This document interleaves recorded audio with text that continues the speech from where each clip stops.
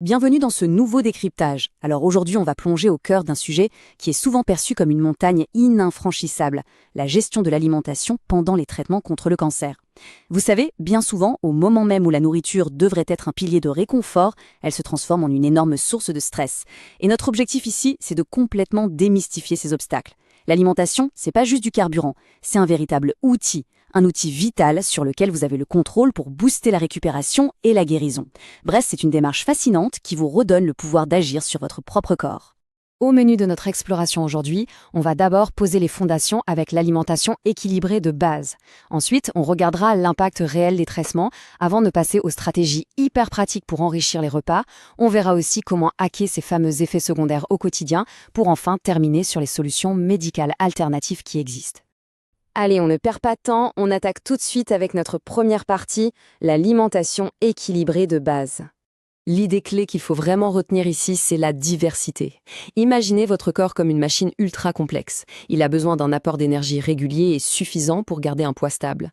Un organisme en pleine santé puise sa force dans la variété de ce qu'il consomme. C'est littéralement la seule garantie pour éviter les carences et donner à vos cellules exactement ce dont elles ont besoin pour se renouveler à 100%.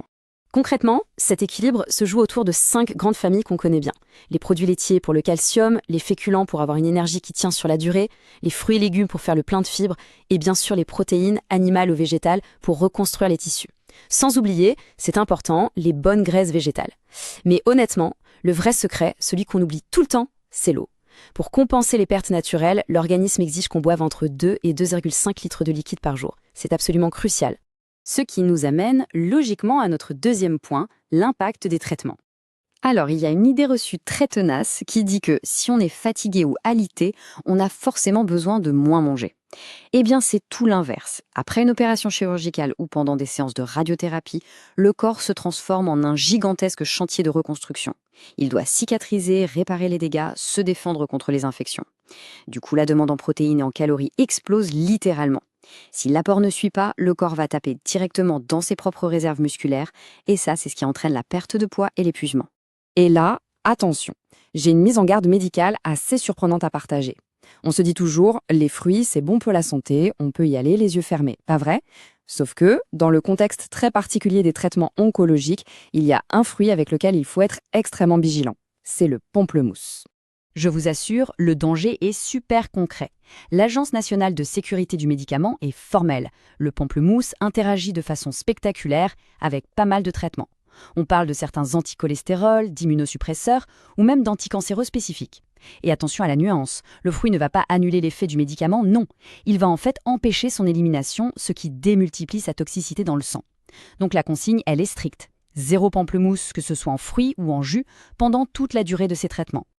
Passons maintenant à notre troisième grand thème, qui est beaucoup plus tourné vers l'action, les stratégies d'enrichissement. L'astuce magique ici, c'est d'augmenter la densité nutritionnelle, mais sans toucher au volume de l'assiette. C'est purement de la stratégie culinaire.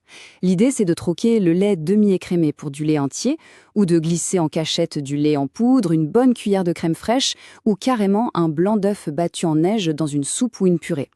Le résultat, on offre au corps un shot d'énergie et de protéines concentrées et on évite le fameux écœurement qui survient quand on se retrouve face à une montagne de nourriture.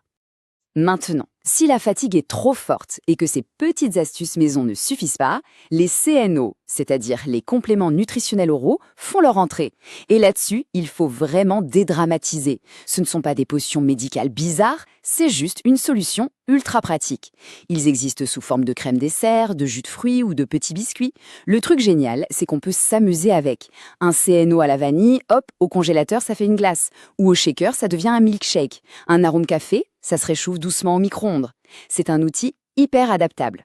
On avance vers notre quatrième partie, gérer les effets secondaires au quotidien.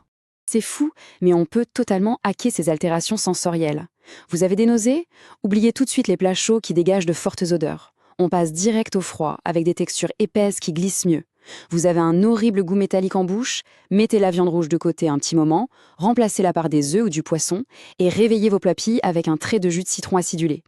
Et si au contraire, tout vous semble fade comme du carton, c'est le moment d'y aller à fond sur les herbes aromatiques, les épices ou même des fromages fermentés bien forts.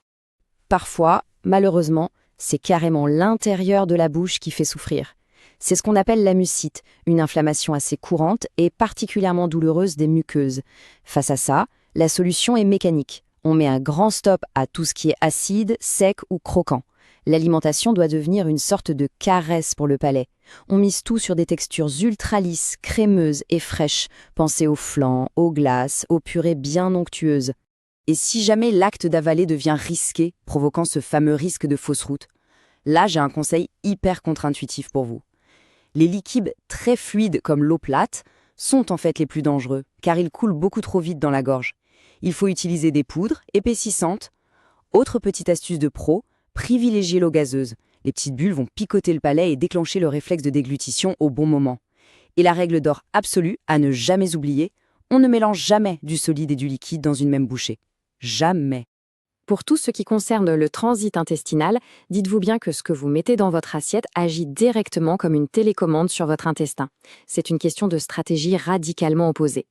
Diarrhée? On appuie sur pause avec de l'eau de cuisson du riz, de la banane bien mûre et écrasée, et on coupe totalement les fibres crues.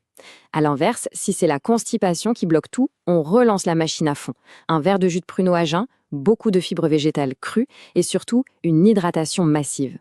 Et enfin, on arrive à notre 5e et dernière partie, les solutions médicales alternatives.